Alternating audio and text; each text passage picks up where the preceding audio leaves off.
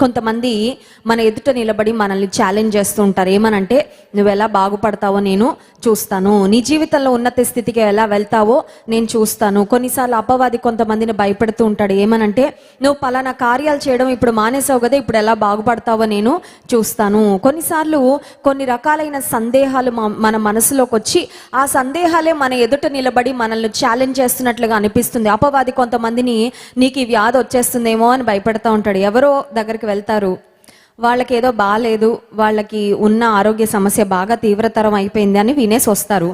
ఇంటికి వచ్చిన దగ్గర నుండి ఒక ఆలోచన స్టార్ట్ అవుతుంది. అదేంటంటే, నీకే అది వచ్చేస్తే ఏంటి, ఇంకా చిన్న కడుపు నొప్పి వచ్చినా చిన్న తలనొప్పి వచ్చినా అదేనేమో, నాకు కూడా అదే వస్తుందేమో, లేకపోతే మా అమ్మకి అదే వస్తుందేమో, లేకపోతే నా తండ్రికి అదే అవుతుందేమో, నా చెల్లెలకి అది అవుతుందేమో, నా అన్నకి అది అవుతుందేమో అని కొన్నిసార్లు మనలో ఉండే కొన్ని ఆలోచనలు మన ఎదుట నిలబడి మనల్ని మాటికి సవాల్ చేస్తూ ఉంటాయి. నీకు ఇది జరుగుతుంది, నీకు ఇలా కలుగుతుంది, నీకు ఈ నష్టం వస్తుంది, నీకు ఈ కష్టం వస్తుంది, నీకు ఈ నాశనం కలుగుతుంది అని. యెజెబెలు అనే ఒక దుష్ట రాణి ఇశ్రాయేలు రాజ్యాన్ని పరిపాలిస్తున్న ఆహాబు రాజు యొక్క భార్య. ఆమెకు దేవుడు ఒక మంచి పొజిషన్ ఇచ్చాడు, పవర్ ఇచ్చాడు. కానీ ఆమె ఆ పవర్ని మిస్యూజ్ చేసుకుంటుందండి.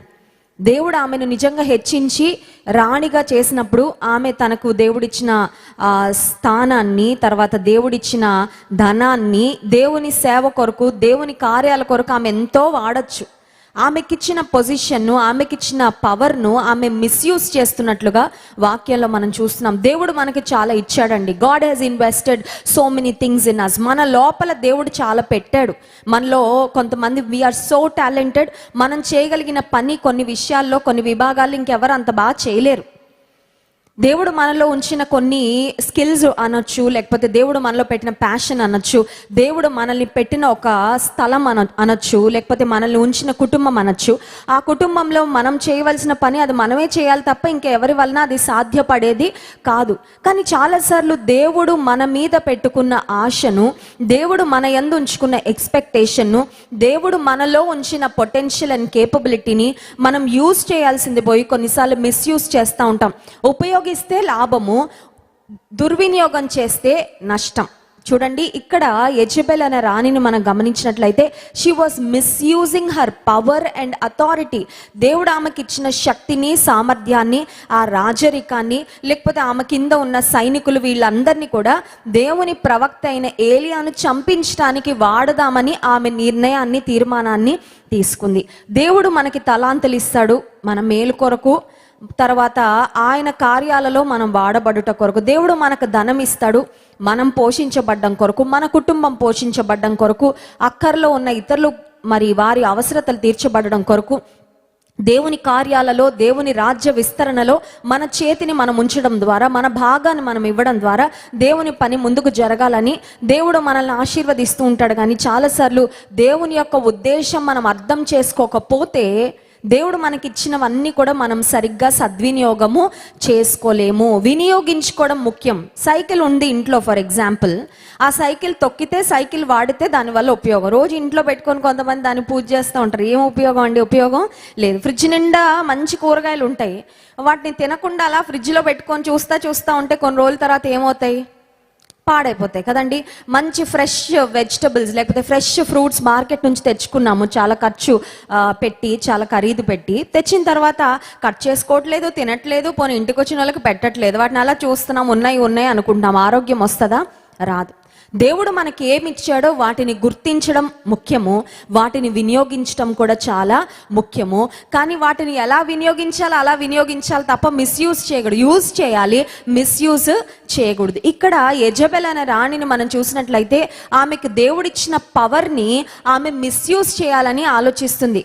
ఇప్పుడు యెజెబెల్ రాణి ఒకవైపు పెట్టి ఎస్తేరు రాణిని ఇంకొక వైపు పెడితే, ఎస్తేరు రాణికి కూడా దేవుడు ఒక పొజిషన్ ఇచ్చాడు, దేవుడు ఒక పవర్ ఇచ్చాడు, దేవుడు ఒక ఇన్ఫ్లుయెన్షియల్ ప్లేస్లో పెట్టాడు. ఆమె వెళ్ళి రాజుతో మాట్లాడితే పనులు అయ్యే అవకాశం ఉంది. ఎస్తేరు దేవుని ప్రజల ప్రాణాలను కాపాడడానికి, దేవుని ప్రజల క్షేమం కొరకు ఆమె పాటుపడి వెళ్ళి రాజుతో మాట్లాడి, నా ప్రాణం పోయినా పర్వాలేదు, నా ప్రజల కొరకు నేను విజ్ఞాపన చేస్తాను, నా ప్రజల కొరకు నేను మనవి చేసుకుంటానని వెళ్ళింది. ఎస్తేరు దేవుడు ఆమెకి ఇచ్చిన అధికారాన్ని, స్థానాన్ని వాడింది మంచి విధానంలో. కానీ యెజెబెల్ మనం చూసినట్లయితే ఆమెకిచ్చిన స్థానాన్ని, ఆమెకిచ్చిన పవర్ను ఆమె దుర్వినియోగం చేసుకుంటున్నట్లుగా వాక్యంలో గమనిస్తున్నాం. సో దేవుడు మనకిచ్చినవి రైట్ వేలో మనము ఉపయోగించాలి, రైట్ టైంలో, సరైన సమయంలో ఉపయోగించాలి, సరైన విధానంలో ఉపయోగించాలి. సరే, యెజెబెలు రాణి ఇప్పుడు ఏలియాకు ఒక వర్తమానం పంపించింది. ఆమె పంపించిన వర్తమానం ఏంటంటే, కర్మెలు పర్వతం మీద బయలు ప్రవక్తలు చాలా మందిని నువ్వు చంపించావు కదా ఏలియా, నాకు రోషం వచ్చింది. నిజానికి ఆమె రోషం తెచ్చుకోవాల్సిన అవసరం లేదు, కానీ ఆమె అపవాది సంబంధిగా బ్రతుకుతుంది, బయలు ప్రవక్తల పక్షంగా ఉంది, దేవుని పక్షంగా లేదు, దేవుని సేవకుని పక్షంగా లేదు, లోకం పక్షంగా ఉంది, లోక సంబంధమైన వ్యక్తుల పక్షంగా ఉంది, దేవునికి విరోధుల పక్షంగా ఉంది. కాబట్టి దేవుని కొరకు రోషం కలిగి ఏలియా ఒక గొప్ప పని చేయగానే ఆమెకు రోషం వచ్చేసింది. ఇంకొక మాట చెప్పమంటారా, నువ్వు దేవుని కొరకు నిలబడినప్పుడు, నువ్వు దేవుని కొరకు పనిచేస్తున్నప్పుడు, నువ్వు దేవుని కొరకు వాడబడుతున్నప్పుడు, నువ్వు సాక్ష్యం ఇస్తున్నప్పుడు, ఎవరైనా దేవుని కొరకు సంపాదించినప్పుడు, దేవుని కొరకు నువ్వు ఇచ్చినప్పుడు ఒకళ్ళకి రోషం వస్తుందండి. ఎవరికి వస్తుంది? మన విరోధికి రోషం వస్తుంది, సాతానుకు రోషం వస్తుంది. కొన్నిసార్లు ఆ రోషాన్ని ఏదో ఒక విధంగా బయటకి వెళ్ళగక్కాలని ప్రయత్నం చేస్తాడు, అర్థమవుతుందండి. కానీ వాడు రోషాన్ని వెళ్ళగక్కినప్పుడు మనం భయపడిపోవాల్సిన అవసరం లేదు. హల్లెలూయా. ఎందుకంటే మీలో ఉన్నవాడు లోకంలో ఉన్నవాని కంటే గొప్పవాడు. హల్లెలూయా. దేవుని కొరకు చిన్నగా మందిరంలో ఏదో ఒక పరిచర్యను వాడబడాలని స్టార్ట్ అవ్వగానే పెద్ద ఆటంకం వచ్చి పడుతుంది. ఎవరో పెద్ద మాట అంటారు, నువ్వు ఎందుకు చేస్తున్నావో తెలుసులే, నాకు నువ్వు క్వైర్లో ఎందుకు నిలబడుతున్నావో తెలుసులే, షో ఆఫ్ కోసం అనేవాళ్ళు ఉంటారేమో, నువ్వు సండే స్కూల్కి వస్తున్నావుగా, ఇక్కడ ఎవరు లేరా, ఇక్కడ బోల్డ్ అంతమంది ఉన్నారు, వెళ్ళిపో అనేవాళ్ళు ఉంటారేమో. లేకపోతే ఒక వాలంటీర్గా పనిచేసినప్పుడు, ఏంటి ఇలా పనిచేసిన, సరిగా పనిచేయట్లేదు, వెళ్ళు అక్కడికి వెళ్ళి ఇక్కడికి వెళ్ళని ఒకవేళ నిన్ను అటు ఇటు పంపించే వాళ్ళు ఉంటారేమో. No problem. నీకు దేవుడిచ్చిన సామర్థ్యము, నీకు దేవుడిచ్చిన సమయము, నీకు దేవుడిచ్చిన అవకాశాలు వినియోగించుకో. ఒకవేళ నిరుత్సాహపరిచే పరిస్థితులు వచ్చినా, నిన్ను వెనకకు లాగే పరిస్థితులు వచ్చినా, don't stop, don't go back. ఆగద్దు, వెనక్కి అంతకంటే వెళ్ళొద్దు. ఎంత అవాంతరాలు వచ్చినా నువ్వు ఇంకా అంత ఫోర్స్గా ముందుకు వెళ్తే దేవుడు ఇంకా ముందుకు నిన్ను తీసుకువెళ్తాడు. హల్లెలూయా. ఏలియా ప్రవక్త దేవుని కొరకు వాడబడుతూ ఉంటే యెజెబెల్కి నచ్చట్లేదండి. యెజెబెల్కి కోపం వచ్చేస్తుంది, యెజెబెల్కి రోషము వచ్చేస్తుంది. సాతానుకు కూడా మనం దేవుని కొరకు జీవిస్తూ ఉంటే వాడికి కూడా రోషం వస్తుంది. రోషం వచ్చి ఏమనుకుంటాడు తెలుసా, నిన్ను ఎలా పడగొట్టాలో నాకు తెలుసు. అపవాది ఒక ప్రక్క నిలబడి నిన్ను ఎలా పడగొట్టాలో నాకు తెలుసు అని అపవాది అంటే, దేవుడు ఇంకో ప్రక్క నిలబడి ఏమంటాడు తెలుసా, నిన్ను ఎలా నిలబెట్టాలో నాకు తెలుసు అంటాడు దేవుడు. హల్లెలూయా. నేను నిలబెట్టేది నేను అంటాడు దేవుడు. హల్లెలూయా. నా దక్షిణ హస్తంతో నేను ఎత్తిపడతాను అంటాడు దేవుడు. హల్లెలూయా. నువ్వు నేను భయపడాల్సిన అవసరము లేదు. ఇంకొక ప్రాముఖ్యమైన మాట, వ్యతిరేకత ఎక్కడ వస్తుందో అక్కడ బలమైన దేవుని కార్యాలు జరుగుతున్నాయని మనం స్పష్టంగా తెలుసుకోవాలి. హల్లెలూయా. ఏ పని జరగకపోతే అందరూ కామ్గా ఉంటారండి, నిమ్మకి నీరెత్తినట్టు. దేవుని కార్యాలు జరుగుతున్నప్పుడు, దేవుని కార్యాలు జరగబోతున్నప్పుడే there will be lot of negativity, there will be lot of opposition. చాలా వ్యతిరేకత వస్తూ ఉంటుంది, చాలా కృంగదీసే పరిస్థితులు వస్తూ ఉంటాయి, చాలా భయంకరమైన పరిస్థితులు కొన్నిసార్లు ఎదుర్కోవాల్సి వస్తూ ఉంటుంది. ఆ పరిస్థితులు చూసి మాత్రం మనం ఆగడానికి వీలు లేదు. ఏలియా ప్రవక్త తన జీవితంలో తనకు ఒక ఇబ్బంది వచ్చి పడింది, తనకి ప్రాణహాని ఉంది అని తెలుసుకున్నాడు. ఎవరి వలన ప్రాణహాని అంటే ఏదో ఒక సాధారణమైన మనిషో ఒక సైనికుడో చెప్పలేదండి. ఏకంగా ఇశ్రాయేల్ రాజ్యాన్ని పరిపాలిస్తున్న రాజు లేక రాణి దగ్గర నుండి వర్తమానం వచ్చింది, నీ ప్రాణాన్ని తీసేస్తాను అనగానే ఏలియా ప్రవక్తలో ఒక ఆలోచన వచ్చింది. అదేంటంటే, ఒక స్త్రీ చేతిలో నేను ఎందుకు చనిపోవాలి, ఇంకొకరి చేతిలో నేను ఎందుకు చనిపోవాలి, దేవా నువ్వే నా ప్రాణాన్ని తీసేసుకుంటే నీ నామానికి అవమానము రాదు, నేను ఇంకా పోరాడవలసిన అవసరము లేదు, నేను ఇంకా I think I fought enough, నేను చాలా పోరాడేశాను, ఇంకా చాలని నాకు అనిపిస్తుంది. ఎప్పుడైనా మీకు అలా అనిపించిందండి? ఇంకా చేసిన పరిచర్య చాలు, ఇంకా పాడిన పాటలు చాలు, చేసిన ప్రార్థన చాలు, వాడబడింది చాలు, దేవుని కొరకు ఇచ్చిన కానుకలు చాలు చాలు చాలు చాలు అని ఎప్పుడైనా అనిపించిందా? తిండిపోతులకి తిండి చాలు అని అనిపించదు, అనిపిస్తుందా చెప్పండి? తింటా ఉంటే ఏమనిపిస్తుంది? I wish I could eat more, ఇంకా తింటే బాగుండు, ఇంకా తింటే బాగుండు, ఇంకా తింటే బాగుండు. కొంతమంది ఫుడ్ వీడియోస్ చూస్తా లొట్టలేసుకుంటూ ఉంటారు. అంటే పాప అది చూసినంత మాత్రం కడుపులోకి ఏం వెళ్ళదు, కానీ అట్లీస్ట్ చూస్తే ఒక అనుభూతి కదండి. అబ్బా ఎంత బాగుంది, ఎంత యమ్మీ ఉంది, అబ్బా ఇది ఇలా ఉంటుందేమో అలా ఉంటుందేమో అని ఊహించుకునే వాళ్ళు ఉంటారేమో. కొన్నిసార్లు ఉపవాస ప్రార్థన ఉన్నప్పుడు అపవాది చాలా శోధిస్తూ ఉంటాడు. అప్పుడే చికెన్ బిర్యానీ వాసన వస్తూ ఉంటుంది, అప్పుడే ఆ స్మెల్ ఈ స్మెల్, అబ్బా అన్నీ గుర్తొస్తూ ఉంటాయి. ఎల్లు తినే పర్వాలేదు. నీ జీవితంలో చెడు వాటికి లేకపోతే లోక సంబంధమైన వాటికి నువ్వు చాలా అనుకుంటే నీకు మేలు, కానీ ఆత్మ సంబంధమైన వాటికి నువ్వు చాలా అనుకుంటే నీ ఆశీర్వాదం అక్కడితోనే ఆగిపోద్ది. అర్థమవుతుందండి? ఆశీర్వాదం ఆగాల, ఆశీర్వాదం కొనసాగాల. అపవాది అంటాడు ఇంకా చాలులే, చాలు, కష్టపడ్డావుగా చాలు, మోకాళ్ళు వేయడం చాలు, ప్రార్థన చేసింది చాలు, మందిరానికి వెళ్ళింది చాలు, దేవుని కొరకు కానుక ఇచ్చింది చాలు, దేవుని పనిలో నువ్వు వాడబడింది చాలు చాలు చాలు. కొంచెం లోకంలోకి రా పర్వాలేదు, కొంచెం నీ కొరకు బ్రతుకు పర్వాలేదు. అపవాది కొంచెం కొంచెం కొంచెం కొంచెంగా లాగుతాడండి, ఒకేసారి లాగడు. ఎందుకంటే అపవాదికి తెలుసు ఒకేసారి లాగితే మనం రాము కదా, వస్తామా? ఒకేసారి లాగితే మనం రాము, మనం ముందే అలర్ట్ అయిపోతాం. అందుకని అపవాది నెమ్మది నెమ్మది నెమ్మది నెమ్మదిగా step by step, step by step. కొన్నిసార్లు ఎట్లుంటుందంటే ఇంచ్ బై ఇంచ్, అంటే మనం అసలు ఇంకా అది ప్రాసెస్ కూడా చేసుకోమన్నమాట. ఏముందిలే ఏం కదలట్లేదు అనుకుంటాం, చూసేసరికి ఇక్కడ ఉన్న వాళ్ళం అక్కడికి వెళ్ళిపోయి ఉంటాం, ఇంకా తర్వాత పడిపోవడానికి రెడీ అన్నమాట. ఏలియా ప్రవక్త అప్పటి వరకు పోరాడాడు, ఏలియా ప్రవక్త అప్పటి వరకు ప్రార్థన చేశాడు, ఏలియా ప్రవక్త అప్పటి వరకు అనేక మందికి అద్భుత కార్యాలు జరిగించి దేవుని శక్తిని రుజువుపరిచాడు. కానీ ఒక్కసారిగా యెజెబెలు మాట వినగానే హీ వాస్ టెరిఫైడ్, భయపడిపోయాడండి. అందుకని యాకోబు పత్రికలో ఒక మాట ఉంటుంది, ఏలియా కూడా మన వంటి స్వభావం గల మనుష్యుడే. యాకోబు పత్రిక 5వ అధ్యాయము 17వ వచనంలో మాట చూస్తాం, ఏలియా కూడా మన వంటి స్వభావం గల మనుష్యుడే. కొన్నిసార్లు మన పరిస్థితి ఎలా ఉంటుందంటే, ఎంతమంది ఏమన్నా పట్టించుకోం, కానీ ఎవరో ఒక్కళ్ళు ఏమన్నా అనగానే అక్కడ స్టార్ట్ అయిపోద్దండి భయం. అర్థమవుతుందండి? నా దగ్గరికి చాలామంది కౌన్సిలింగ్కి వచ్చి ఈ మాట చెప్తా ఉంటారు, ఇప్పటి వరకు ఎన్ని వ్యాధులు వచ్చినా భయపడలేదు కానండి, ఎందుకో ఈ వ్యాధి రాగానే భయం స్టార్ట్ అయిపోయిందండి. ఎంతమంది ఎన్ని మాటలు అన్నా పట్టించుకోలేదు కానండి, ఎందుకో ఈ ఒక్క మాటకి మనసు చాలా కృంగిపోయిందండి. That one person, that one word, that one sickness, that one disease నిన్ను బలహీనపరిచేది ఏదో ఒకటి ఉంటుంది. పోయిన వారంలో ఒక సహోదరి హైదరాబాద్ ప్రాంతం నుండి వచ్చింది, పర్సనల్ కౌన్సిలింగ్ కొరకు వస్తే ముఖము చేతులన్నీ కాలిపోయి ఉన్నాయండి. చాలా చాలా బాధ అనిపించింది. ఫైర్ యాక్సిడెంట్ ఏమో అనుకున్నాను, ఫైర్ యాక్సిడెంట్లో పొరపాటున చిక్కుకుందేమో అనుకున్నా. అడిగాను, ఏం జరిగిందమ్మా, వాట్ హ్యాపెండ్? 8వ తరగతి చదువుతున్నాను అక్క, మా అమ్మమ్మ తాతయ్య వాళ్ళ ఇంట్లో ఉన్నాను, మా అమ్మమ్మ తిట్టారు, ఏదో ఒక మాటకి ట్రిగర్ అయిపోయింది ఆలోచన. ఏ ఆలోచన అంటే చచ్చిపో. ఈ మాటలు ఎందుకు పడాలి, ఈ మాటలు పడుతూ బ్రతకడం కంటే చనిపోవడం మేలు అని ఒక ఆలోచన ట్రిగర్ అయిందంట. వెళ్ళింది, కెరసిన్ వేసుకుంది, అంటించేసుకుంది, పెదాలతో సహా కాలిపోయి ఉన్నాయి. చాలా చాలా బాధ అనిపించింది. ఎవరో సువార్త చెప్పారంట, రక్షణ పొందింది, దేవుని బిడ్డగా బ్రతుకుతున్నాను అక్క, నా కొరకు ప్రార్థన చేయని చెప్పింది. I was glad that she came to the lord. దేవుని నమ్ముకున్నందుకు నేను చాలా ప్రభువుని స్తుతించాను. కానీ చేసుకున్న నష్టము తిరిగి మళ్ళీ తాను భర్తీ చేసుకోలేదు కదండి. ఏదో ఒక్క మాటకి, ఒక క్షణికావేశంతో తీసుకున్న ఒక నిర్ణయము. అందుకే ఆవేశంలో ఎప్పుడు కూడా నిర్ణయాలు తీసుకోకూడదు. ఆవేశంలో మాట్లాడకుండా ఉంటే చాలా మంచిది. కొంతమంది ఆవేశం రాగానే ఏం మాట్లాడతారో వాళ్ళకే తెలియదు, అక్కడే వస్తాయి సమస్యలు.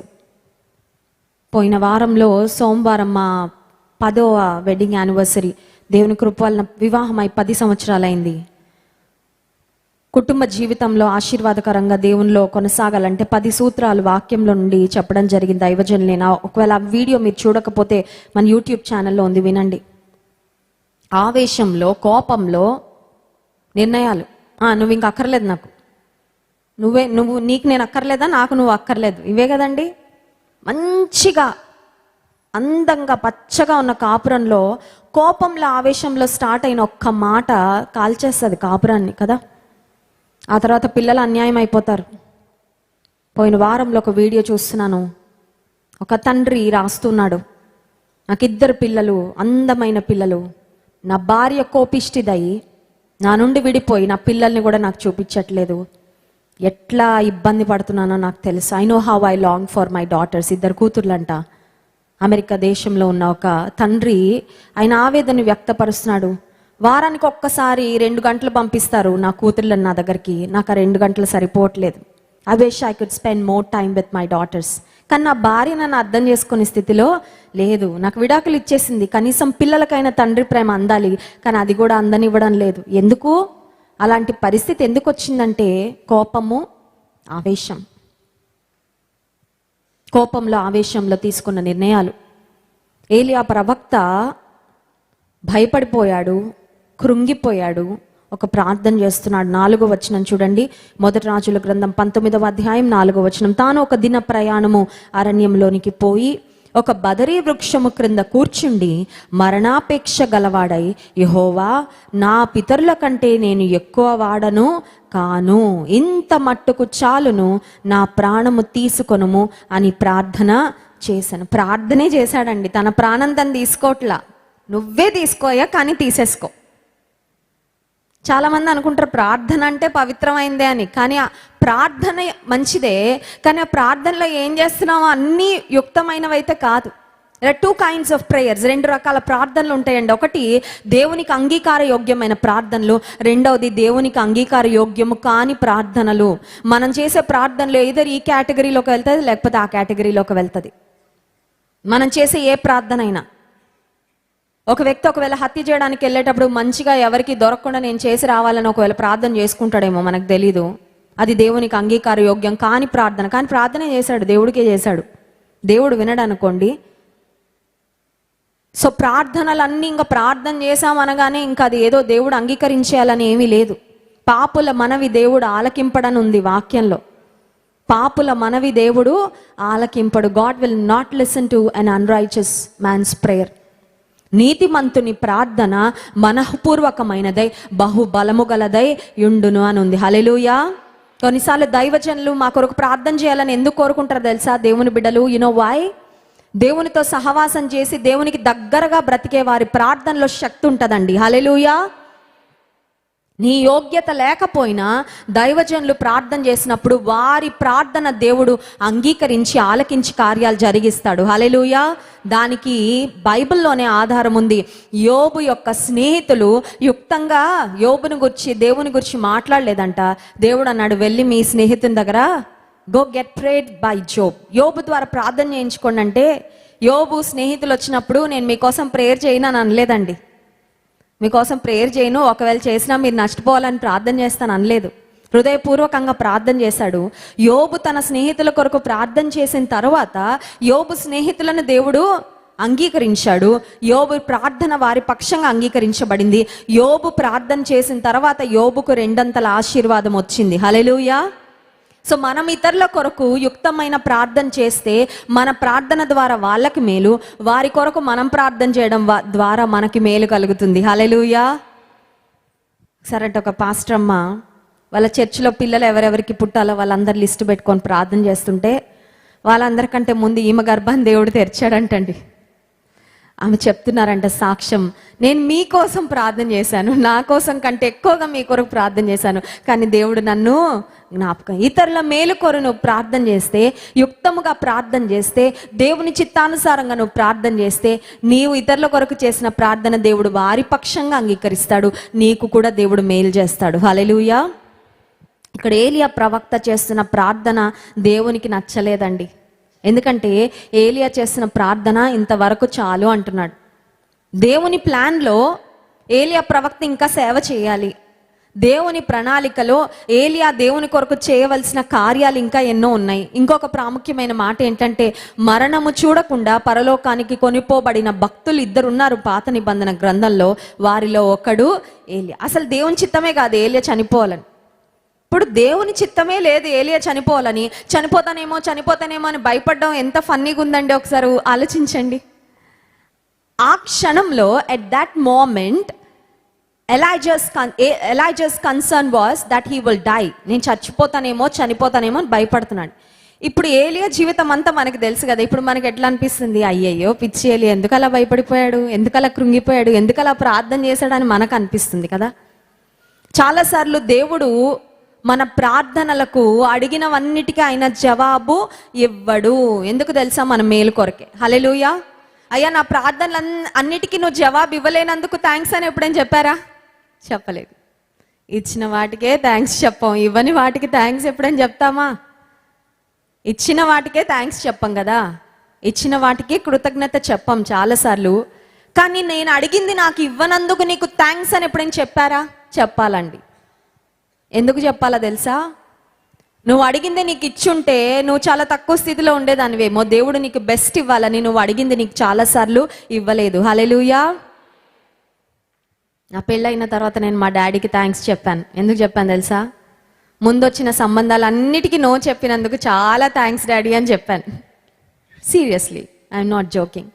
నిజంగా అండి. చాలా సంబంధాలు వస్తూ ఉండేవి, అన్నిటికీ మా నాన్నగారు ప్రార్థన చేయడం, వద్దు వద్దు వద్దు వద్దు ఇదే చెప్పేవారు. కానీ ఒక పాయింట్కి వచ్చేసరికి నాకు డౌట్ వచ్చింది, అసలు డాడీ ఎవరైనా అప్రూవ్ చేస్తారా చేయరా? Why is my dad doing this? ప్రార్థన చేసేవారు, కనిపెట్టేవారు, వద్దనేవారు. నేను మాత్రం ఒకటే తీర్మానం తీసుకున్నా, మా డాడీ ఎవరిని ఒప్పుకుంటే వాళ్ళనే చేసుకుంటానని ఒక తీర్మానం తీసుకున్నా. నా దగ్గరికి ఎవరు వచ్చినా అందరికీ చెప్పేదాన్ని, మా నాన్నగారి దగ్గరికి వెళ్ళండి అని చెప్పేదాన్ని. This is not my concern. నా డాడీ అప్రూవ్ చేయాలి, నా పేరెంట్స్ అప్రూవ్ చేయాలి. That's when I'm going to get married. నా వివాహం అయిన తర్వాత నేను చెప్పాను, daddy thank you so much. మీరే కనుక ముందు ఏదో ఒక దానికి ఓకే అని ఉంటే ఇంత భాగ్యము, ఇంత ధన్యత, ఇంత శ్రేష్టమైన కృప మాత్రం నేను పొందుకొని ఉండేదాన్ని కాదని. హల్లెలూయా. దేవునికి ఎప్పుడైనా థ్యాంక్స్ చెప్పావా? అడిగింది ఇవ్వనందుకు మూతి ముడుచుకుంటాం చాలాసార్లు కదండి. అడిగినవి ఇవ్వనందుకు అలుగుతాం, అడిగినవి ఇవ్వనందుకు వాళ్ళకిచ్చా వీళ్ళకిచ్చా నాకెందుకు ఇవ్వలేదు ప్రభా అని అంటాం కదా. ఇంకోటి ఏంటంటే, అవన్నిటికీ ఎస్ చెప్పావయ్యా, దీనికి ఎందుకు నో చెప్పామని బాధపడతాం. అవునా? నేను ఎవరి కోసమో ప్రార్థన చేసే వాళ్ళకి కార్యం చేసావు కానీ మరి నాకెందుకు చేయట్లేదని బాధపడతాం. ఏలియా ప్రార్థన చేశాడు. ఏలియా ప్రవక్త ప్రార్థనలో బలం ఉందా లేదా? కానీ ప్రార్థన దేవుడు అన్నాడు, outrightly God said no Elijah, I'm not going to do this. చేయట్లేదు నేను నీకు ఇది. I have a better plan. Hallelujah. దేవుడు అంటున్నాడు, I have a better plan for you. నీ పట్ల నాకు ఒక ఉన్నతమైన ఉద్దేశము, ప్రణాళిక ఉంది. అందుకే నువ్వు అడిగినా నేను ఇవ్వట్లేదు. అట్లా అడగడం మానేద్దామండి. కొంతమంది వినేసి ఇంక ఇదంతా కష్టంగా ఉంది కానీ కొంచెం కాంప్లికేటెడ్గా ఉంది, అడిగినా ఇవ్వడంట కొన్నిసార్లు, ఇంక అడగడం మానేస్తానంటే అది కూడా కరెక్ట్ కాదండి. చూడండి 25వ కీర్తన 25వ కీర్తన 12వ వచనం. Psalm 25 verse 6-12. యెహోవా యందు భయభక్తులు గలవాడెవడో వాడు కోరుకొనవలసిన మార్గమును ఆయన వారికి బోధించును. హల్లెలూయా. ఎంత బాగుందండి ఇది. ఏం కోరుకోవాలో కూడా దేవుడే చెప్తాడంట. It's like this. పిల్లల్ని ఒక షాపింగ్ మాల్కి తీసుకెళ్ళాం, పిల్లల్ని ఒక స్టోర్కి, మంచి స్టోర్కి తీసుకెళ్ళాక తల్లిదండ్రులు అది తీసుకో, that is the best thing for you అని చెప్తే పిల్లలు కరెక్ట్గా తల్లిదండ్రులు చెప్పింది వెళ్ళి పిక్ చేసుకుంటే అది.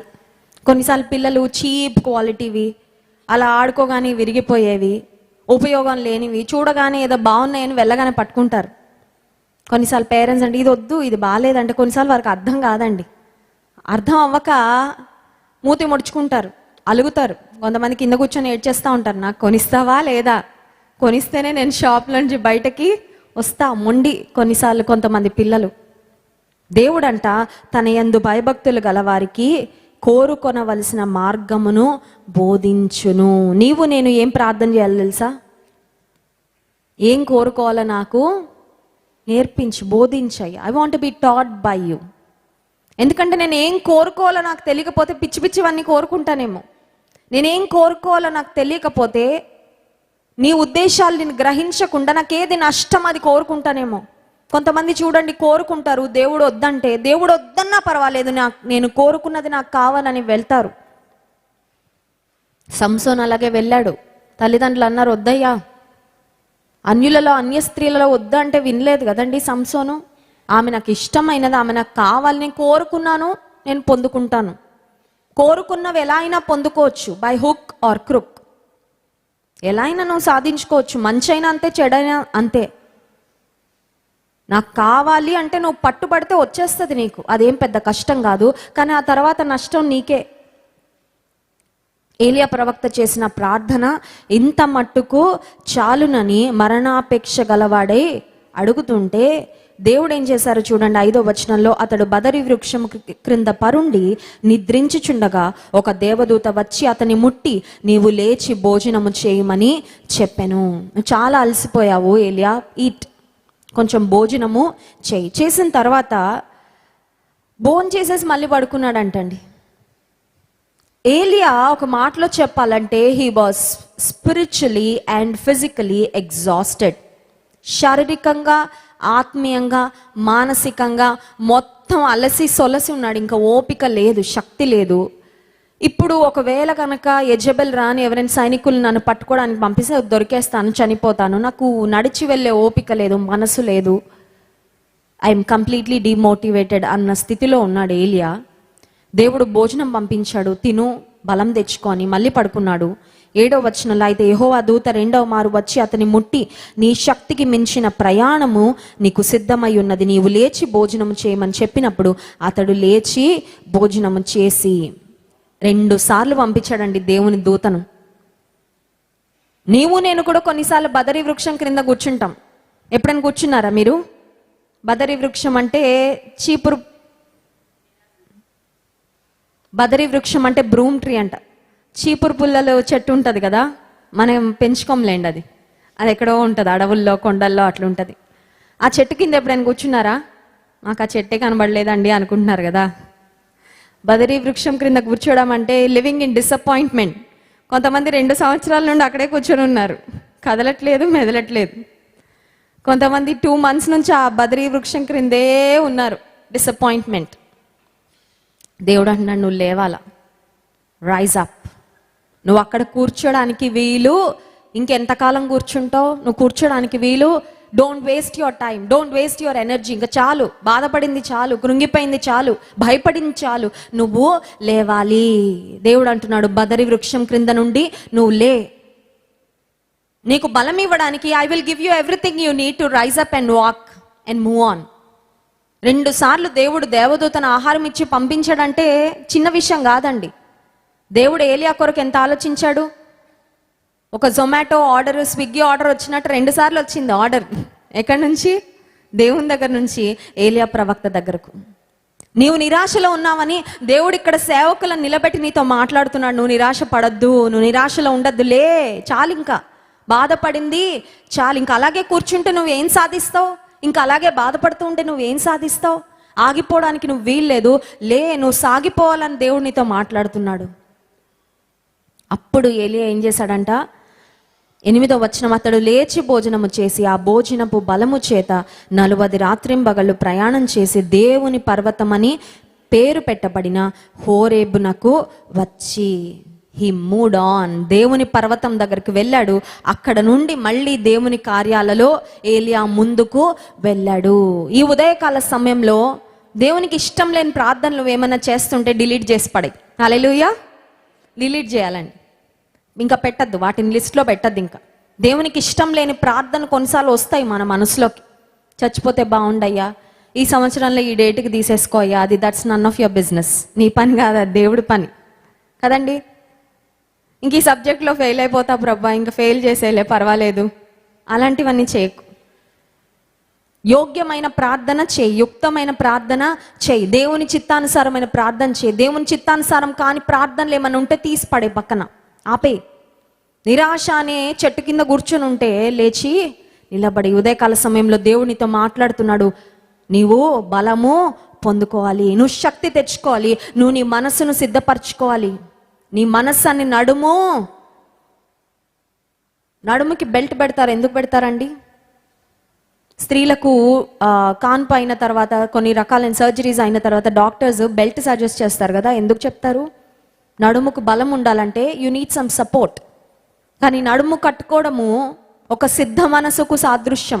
Prepared mind, preparedness.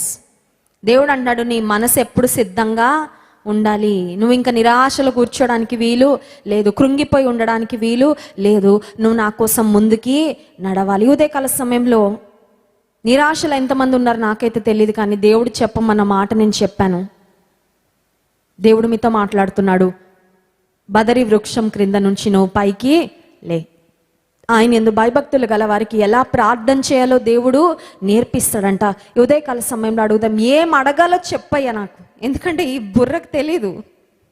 Some times I don't know what to ask, I don't know how to ask. ఏం అడగాలో నాకు తెలీదు. I don't have a clue.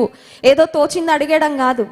నీ చిత్తానుసారంగా నేను అడిగితే నేను శ్రేష్టమైన ఆశీర్వాదాలు పొందుకుంటా. నేను ఎలా అడగాలో నాకు నేర్పించు, నేను ఎలా ప్రార్థన చేయాలో నాకు నేర్పించని. కళ్ళు మూసుకోండి, ప్రార్థన చేసుకుందాం. పరిశుద్ధ మహోన్నతుడైన మా దేవ, ఉదయకాల సమయంలో ఏలియా జీవితంలో నుండి అనేకమైన విషయాలు మీరు మాతో మాట్లాడినందుకు వందనాలు. ఎంతమంది నిరాశలో ప్రభా ఈ ప్రార్థనలో ఏకీభవిస్తున్నారో వారిని జ్ఞాపకం చేసుకోండి. భోజనపు బలము చేత నీ దేవదూతను పంపించి ఏలియాను బలపరిచి నిలబెట్టి తన ప్రయాణంలో కొనసాగింపచేశావు ప్రభా.